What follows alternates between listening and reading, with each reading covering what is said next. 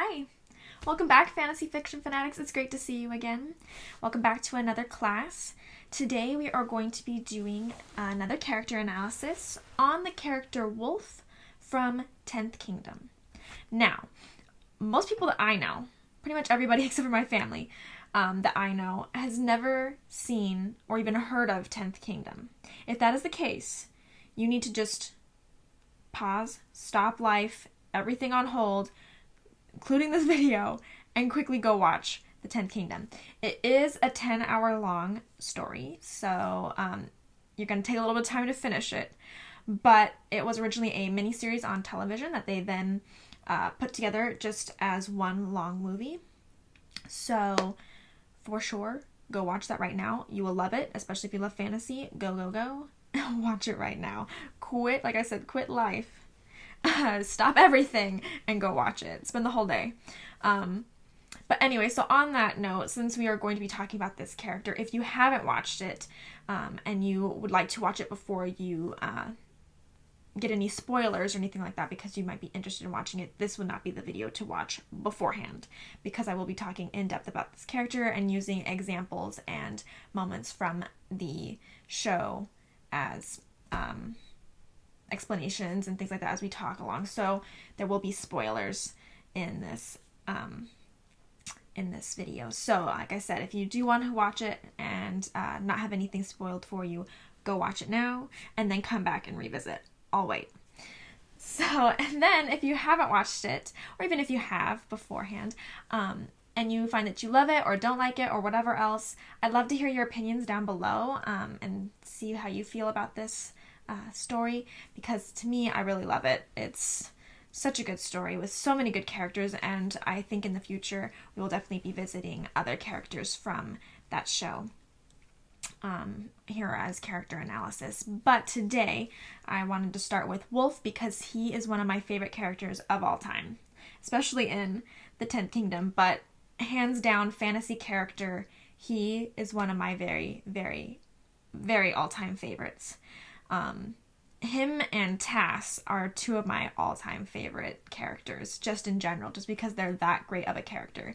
So I was really excited to be able to do this. I thought about waiting a little bit more since I know that this story is not as known, and doing some more known characters first, but I couldn't help myself. I got really into planning this video and this class for us to talk about Wolf. So if you watch it, let me know how you feel about Wolf down below as well. Okay, so let's go ahead and get started into the class. I thought I would start just especially because it's not a well-known story like Harry Potter and Lord of the Rings and the other couple that we've done beforehand. I really wanted to do a little bit of a recap or a summary of the show in general, just that way if you decide you don't want to watch it and you just want to see how I analyze this character and the kind of proof that I show and things like that, that we will all be kind of on the same page in the same moment and kind of know the background of this story. The two main characters are Virginia and Tony. The wolf, I would highly say, is also a main character. But Virginia and Tony live in New York when a prince who is turned into a dog by the evil queen of the 9 kingdoms, that is a fantasy realm, goes through a traveling mirror that brings him to New York, and he bumps into Virginia, and Wolf is set to bring back the prince for the queen. So that's how we start off, and throughout the story they end up getting back into that, where Tony and Virginia end up in the fantasy realm, and they go through a bunch of adventures trying to find the mirror in order to get them back home. So they end up going and traveling through the mirror and find themselves stuck there and realize that they are trying to get back, and so they go through the whole story trying to look for the mirror that sent them to that world, so that way they can go back, and end up being carried along in the different things that happen in the 9 kingdoms, as well as the run-in with the queen. So I'm not going to say too much more than that, because hopefully you've seen it, and if you haven't, then that's just the general gist of the stories. That way you can kind of know what kind of story this is for this character development. Okay, so I'm first going to start off with kind of Wolf's profile and the fact of like giving just like the basic information that we have about him. There's really not much, but he is actually a wolf, or at least part wolf. We don't actually know if he's a werewolf or half wolf or exactly what he is, but he is part wolf at least.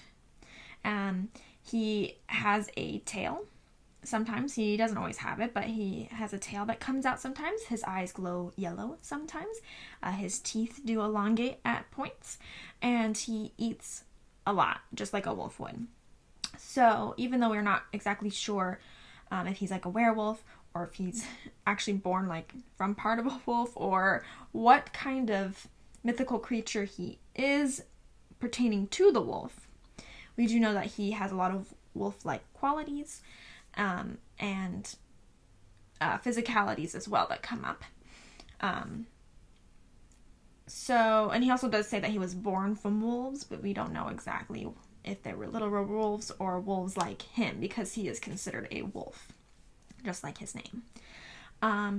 We meet him very first when we first discover him. The queen, the evil queen from the fantasy realm, was locked up in a prison, but she escapes, and he is also locked up in that same prison, though we don't know any reason why he's there. We've never discovered this. But he is also in that prison, and she hires him to, for his freedom, he will have to go hunt down the prince, who is now a dog and has escaped. He has to go hunt down the dog and bring it back to her. And then, last thing I kind of want to talk about is the fact that we really don't know anything about him, and the fact that his past is so obscure. He basically doesn't have a past. We never really hear about anything other than that he said that his parents are wolves, and a couple of things that they say during his therapy session that he accidentally ends up having. And so we don't really know anything about him at all. We don't know how he ended up in that prison. We don't really know what his family was like. We don't know what he was like growing up. He's really a character that you have no previous knowledge of. You just see him as he progresses through the story. So on that note, I would love it if you would comment in the comments below on how you feel about that. Does it detract from his character? Does it add to his character? Do we care that he does or does not have a background story? He does not have a actual telling us this is where he's from, this is how he grew up, this is who he actually is, those kind of things. Do we really care? Do we care that we don't know how he ended up in that prison? Is it really important to his character and to the audience to know these things? I'm going to say my personal opinion is no, I don't think that we need to know these things, because as we watch through this story, I'm never really stuck wondering. I do wonder a little bit, not watching the story, a little bit like, oh, I wonder where he's from, I wonder why he was in that prison. But really, other than knowing why he was in that prison, I don't have too many questions about his past or where he came from or how he got to where he's at or where his family went or anything else. I care more about the character that he is then in that moment, from the portion when we first meet him to the end of the story. That's who I'm really invested in, and that's who I love. So yes, it would be kind of nice to have some of those answers, but I don't feel like it's necessary. What do you think? Go ahead and comment below.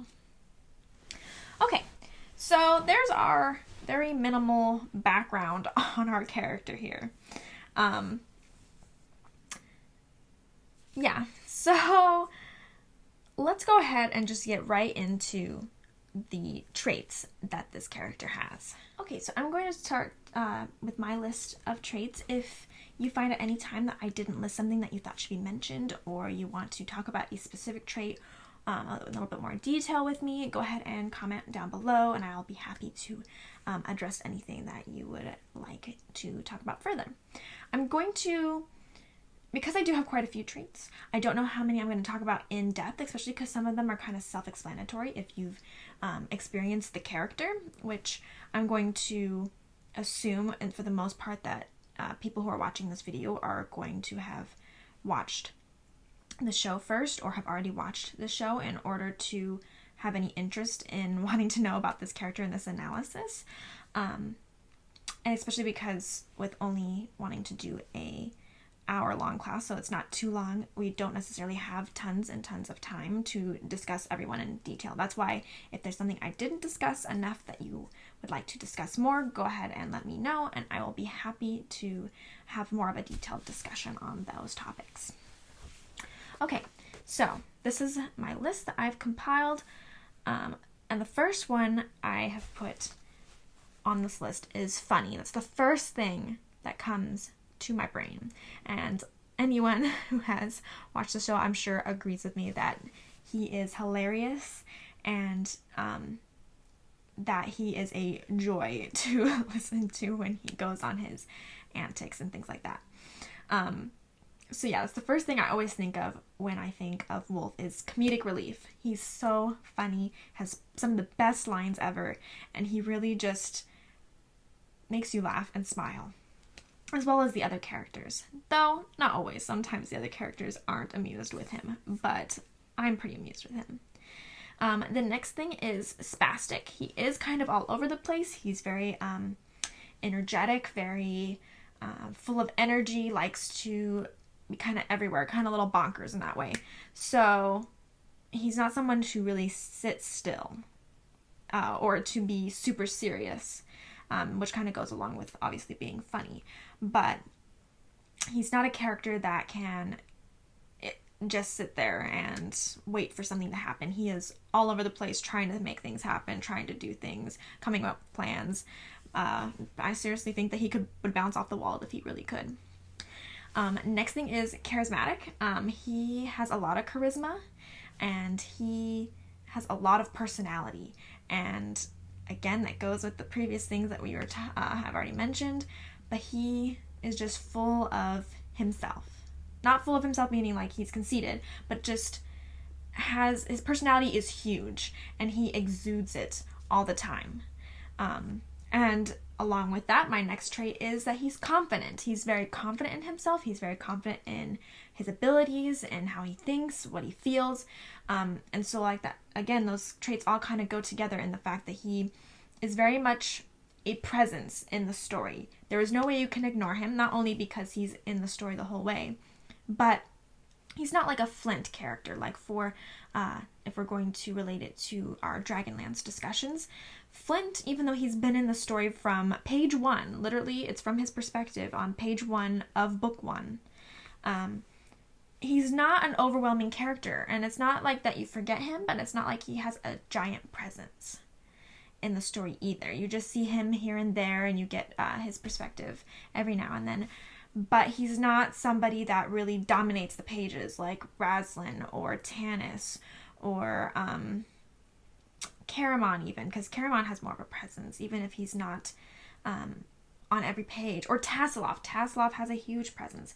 So that's who Wolf is. Wolf is confident, charismatic, very in your face, very much a presence and a very knows that he doesn't have any self-doubts or about himself. He is also very single-minded. He is very much a goal setter, and he goes for it. Like, he will get an idea and he will run with it. Yes, he is distractible in a broader sense, but when he has an idea and he's gonna go with it, he goes with it. As well as later when we talk about more of his roles and things like that in the story, he's very single-minded when it comes to Virginia, because she is his love interest. He really wants to get with her and woo her and have her love him.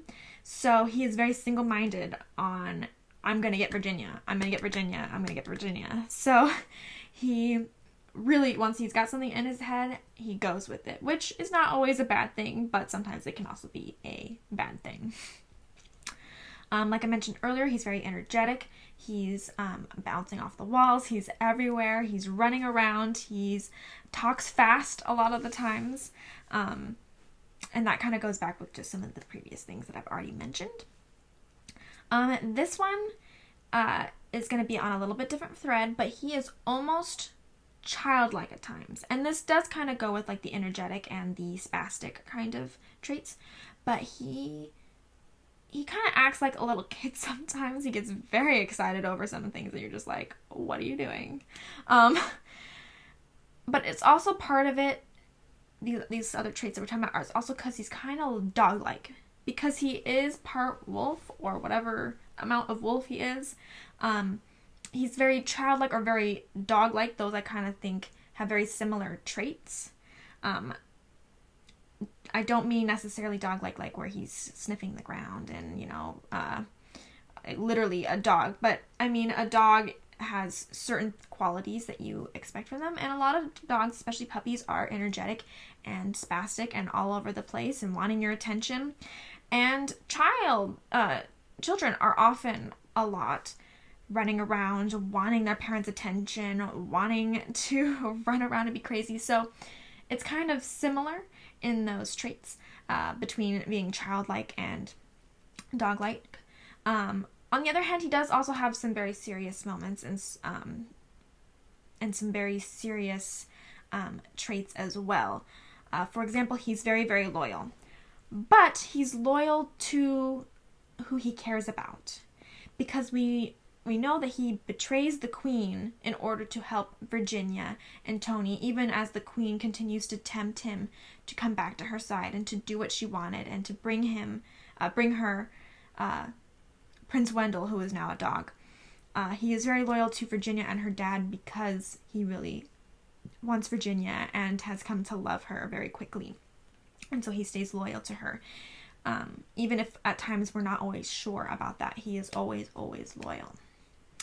He's very, very smart as well. He really knows about the world. He knows how to handle the world, how to live in it. He knows, he's very strategic in how he does some things. So yes, sometimes he goes off a little half-cocked, but a lot of times he is very smart about things and really plans things out before he goes and is single-minded about it.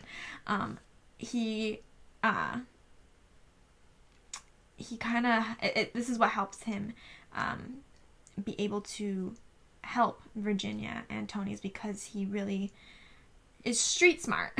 He's very street smart as well as smart in general. He does know a lot of things, which goes along with being knowledgeable. He's super, super knowledgeable about life, about the workings of the different kingdoms, the workings of the different types of people that work in this kingdom, what their motivations are. He knows a lot about everything. Magic, it's how things that you need to be aware of, what to do in situations that when they're in danger. He knows how to do anything and everything that you might want, and that really helps with the story and with Tony and Virginia trying to get their mirror back. So it's really, really important that he is knowledgeable and smart for his character, and it really contrasts against the childlike / dog-like side of him, is that then he can come back and be that serious person that's like, hey, this is what's happening. This is what you need to be aware of. No, don't do that, because that's what's going to happen is this and this and this. So he's got this dual sides to him. He's very strong. I'm saying that in a physical sense as well as a spiritual sense. He's mentally very, very strong. He doesn't fall to illusions and other things that sometimes Virginia and her father, especially her father, fall victim to. He's very strong to go against the draw of magic and the pull of some of the supernatural portions of the fantasy world. He doesn't allow himself to be weak and go into those wants and desires that he could be, that Virginia and Tony let themselves fall into. So he's very strong that way, and he also is strong physically, though that is not as much of a as prominent in the story as his will and his spirit strength that allows him to navigate this world without being sucked into some of the things that Virginia and Tony do, which is how he saves them. Sorry, I feel like on that explanation I kind of went in circles and barely pieced together what I was trying to say. Let me know if I needed to be clearer on the strong portion. And then last but not least, of course, he's a very caring person. So you might think like, oh, if he's going to be originally with the queen and trying to capture Wendell, how can he be very caring? But he really is very caring, especially to Virginia, and by extension that because Virginia loves her dad, Tony. So he's very selective on who he's caring about, I guess you could say, but he really is a caring person. You might not always see it, and he might be kind of, like with the single-mindedness, he might kind of lose out on that. He, at one point, you would think he's not very caring in the fact that he wins the jackpot with all this money, and instead of saving the portion that he was supposed to save in order for them to get the mirror, he spends it all on this extravagant engagement party, or in a way he wants to propose to Virginia, and loses all the money. But he really is a caring person. He just wants Virginia to be happy. He does truly want to give her happiness, and that's why he reads those books that he gets steals from the vendor that had that stand, and you can just tell, especially at the end with him, with her getting pregnant, and he can tell that she's pregnant, and him being excited to have her having his child. There we go, if I can speak. And in other ways like that, he simply really does care about her and really is a caring person in general. He's not a mean person. A lot of the things that he gets accused of, like for the Bo Peep incident, is not him. Most of it was not him. Sure, I believe the first one where he eats the chickens is because he's sick and unwell. But for the most part, he isn't a mean person. He's not a vindictive person. He's really, really nice to most people.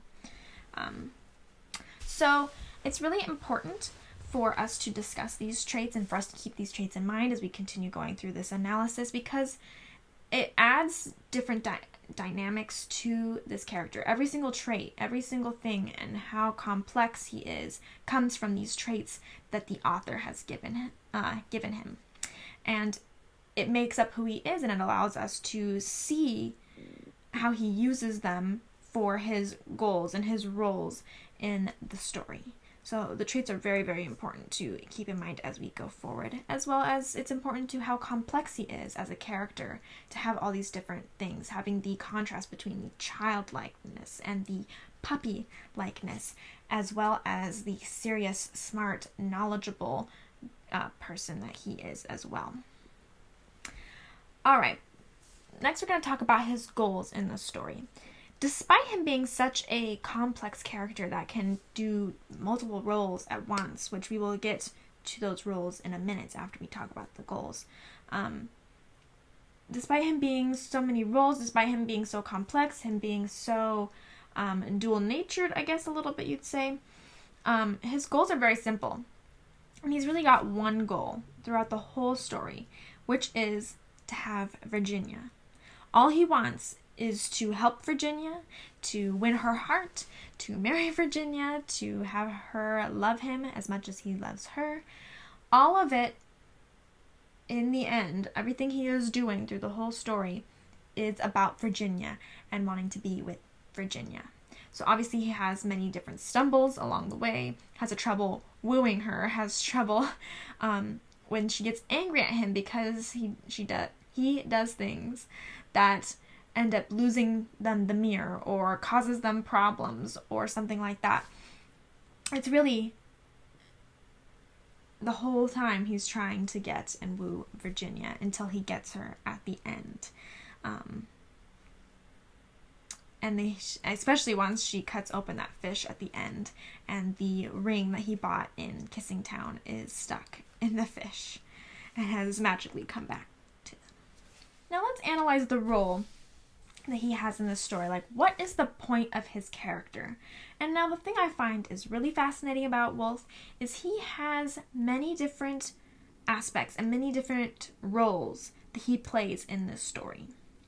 So the first corresponds with his goal, and that is the love interest. So as Virginia being one of the very main characters and the only main female character, she has the love interest role with Wolf, and he is constantly trying to win her, as we talked about with the goal. So that is the very first and not necessarily the only main goal. I think this one and the next one we're going to talk about are both equally important goals, but that is one of the main goals in the fact that it's what drives the story forward, if with his character at least in specific. Him trying to get with Virginia is the whole reason that he's with Virginia and her father. So it's kind of the main reason he sticks around and continues to be in the story, presently in the story. The second one is that he is the guide character. He guides Virginia and her father through the 9 kingdoms. He gives them the knowledge. He gives them the ability to know where they're supposed to go. He comes up with ideas of, hey, this is where the mirror could be. He literally guides them by leading them there. Prince Wendell is there, and yes, he knows the world, but he is not the guide, because since he can't even talk to Virginia or Wolf. He does not lead them to where they need to go. It is all Wolf. Wolf's the one that says, hey, this is how the world works. Hey, this is where we've got to go if we're going to try and find this mirror. Hey, this is another idea. Oh, don't do this or don't do that because that's not the way that the culture or the magic or whatever else that they're contending with works here. So he's really the guide character. He gives counsel on how to get to places and what to do, and he helps them get to those places. He also helps them get out of messes, though sometimes he does lead them into messes. But yeah, so he's very much the guide character, and that's very, very important because without Wolf, Virginia and her father would not be able to make it through any of the world that they were in. They probably died shortly after getting to the world. Because even though they don't go through the world, through the mirror, to the world with Wolf, first it is the Prince Wendell who kind of guides them through, but without him switching sides and joining their crew, they would not have made it. Prince Wendell had no way of helping them out of many of the situations that Wolf gets them out, especially the first one where they are captured by the trolls. Virginia is captured by the trolls, and they are going to put the iron shoes on her feet and have her dance around. So Wolf is really the one that allows them to make it through the world and to eventually her and Virginia and him go back to New York, and the only reason that they can get there is with his help.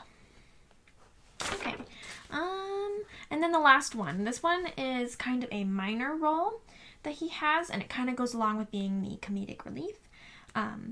He's kind of a trickster character as well. He does kind of do pranks on people, not really pranks in the same sense that we would normally think of pranks, but he kind of does swindle people, and he does play with people in order to get his way. Like especially when we first meet him, he gives that magic bean to Tony for the wishes that he wants, to have the 6 glorious magical wishes. And in order to give that to him, but it's kind of a trickster thing. It's not really something that people are supposed to take and rely on. The wishes do not work out the way you would hope to. But he does that to get his way, in order to find out about Virginia and the dog, and everything else like that. So there are several times throughout the story that he kind of plays a prank or does something funny or swindles somebody out of something, in order to get his way or to find information or whatever else he is wanting to do throughout the story. Okay, so those are his 3 main roles in the story. So now what I want to talk about is, what does he actually give to the story? So yes, we know his roles and we know what the point of his character is, what his character does. But what does he add to the story? What does his presence give to the story other than just being the guide and being the love interest? Like, how does he affect the actual nature of the story, the enjoyability of the story? Like, what is it that he does that allows us to enjoy him as a character? What does he add? How does he change the story versus, it being a different type of character with a different personality that is in the places of those roles that he's in? So first he starts off with as our antagonist. So he kind of brings in the ability to the initial tension. That's what I'm trying to say. There we go.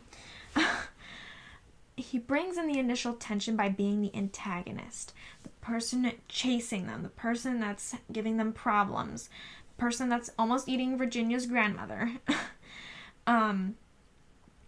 He's the one that's giving us somebody to oppose. So, that's so at first he's giving the story the tension and the problems.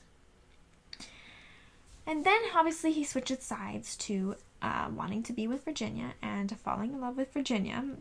And though he doesn't originally start his campaign to woo her in the correct way, he does eventually become their guide and their helper, as we talked about before, and he leads them. So he basically allows the story to take place because without the guide character, they would not have survived, like we talked about just a moment ago.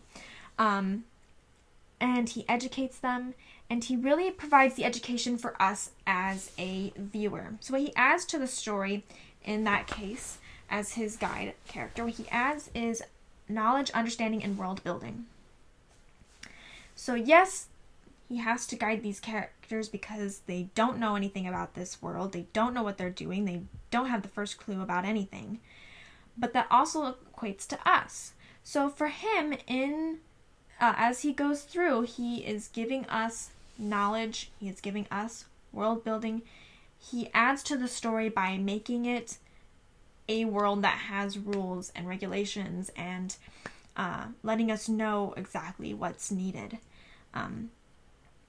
So I'm trying to figure out how I'm supposed to say this without just keep repeating and repeating. World building is really important, and yes, because we are seeing a visual text, we can see the world, but every world, just like our own, is governed by rules. I talked a little bit about this when we discussed world building with Dragonlance, is you have to have rules and regulations and things like that a world follows, or that a world has to have these conditions, because every single world isn't just like where anything can happen. And if anything can happen, we're most likely not going to believe it. So if the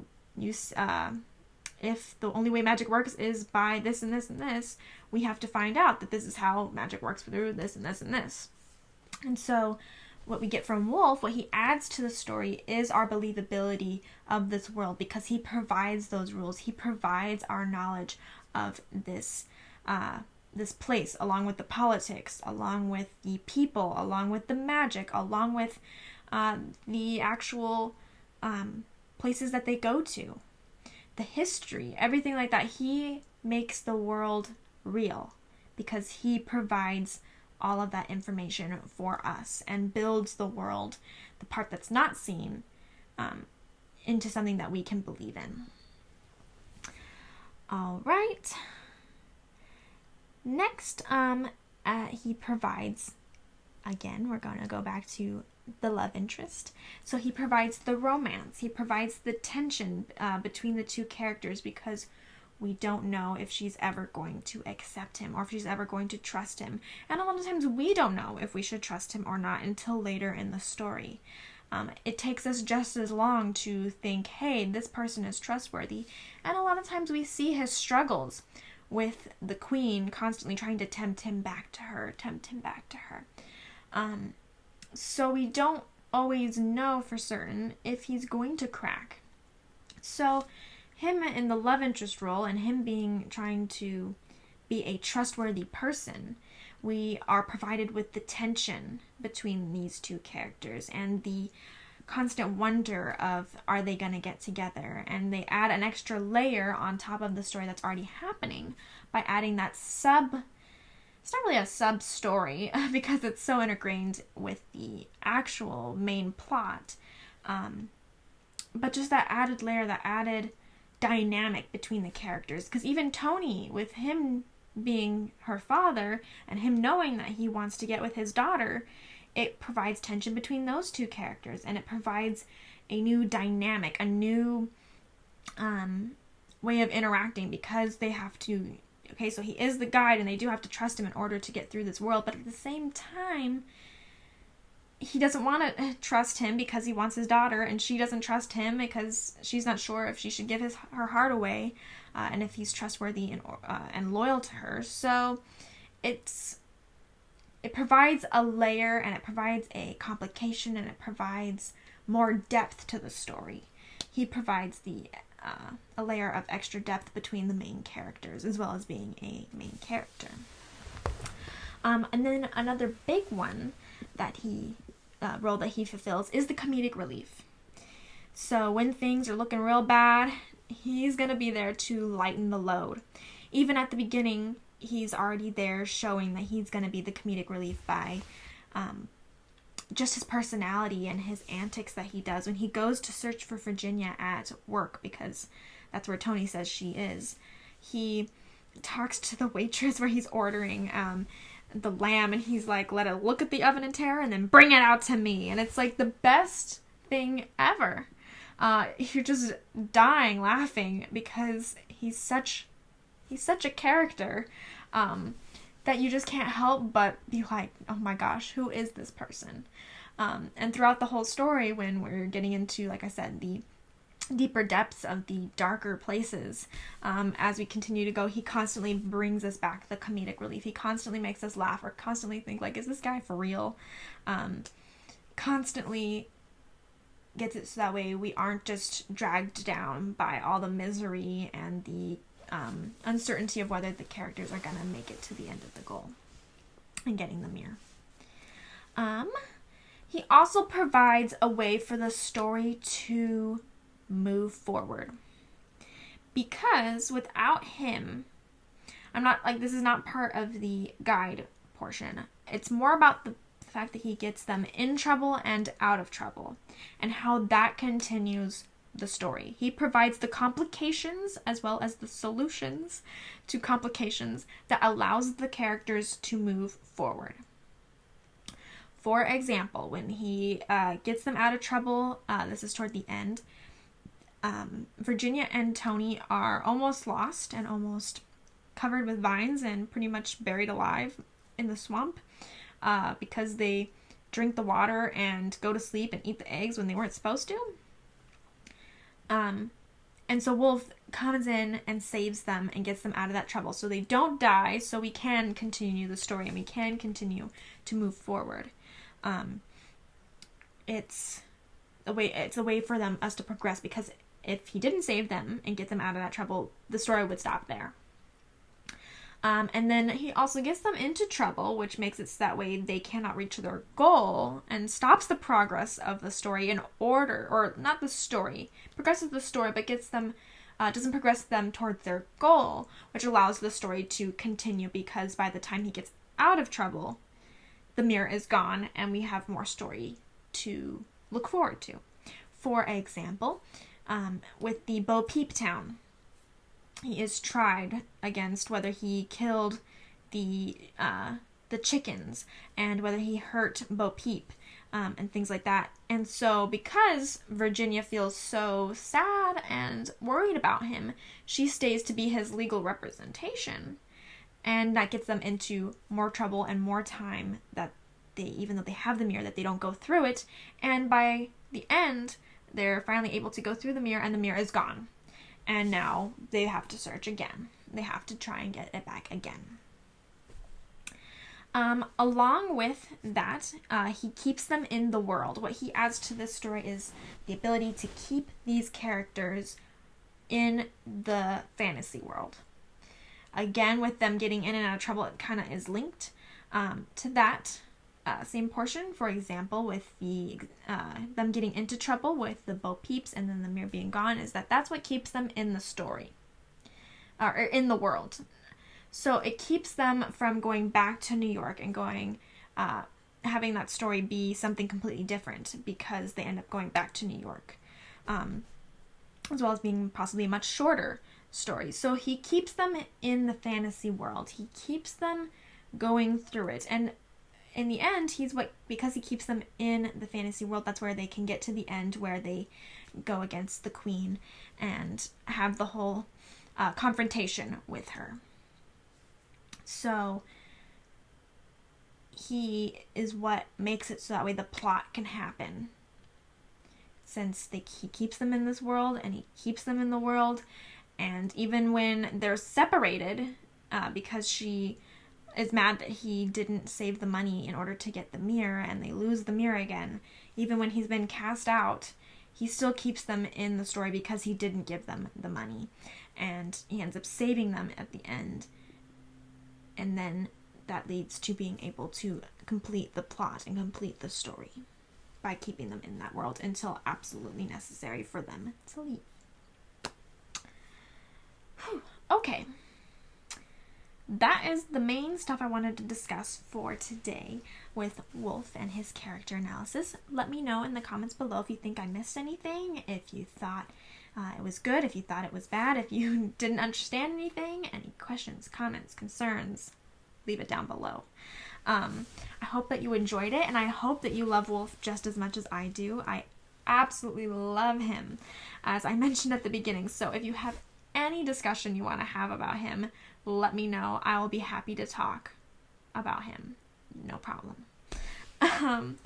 Yeah, so if you haven't seen The 10th Kingdom, and you have already watched this episode in this class, please check it out. I hope it made it so you want to find out about some of the things that I talked about. If you've already seen it, go watch it again, because I'm already feeling like I need to do that. Anyway, so thanks again for being in class with me today, and I hope again that you enjoyed it. And I will see you guys in our next class. Bye.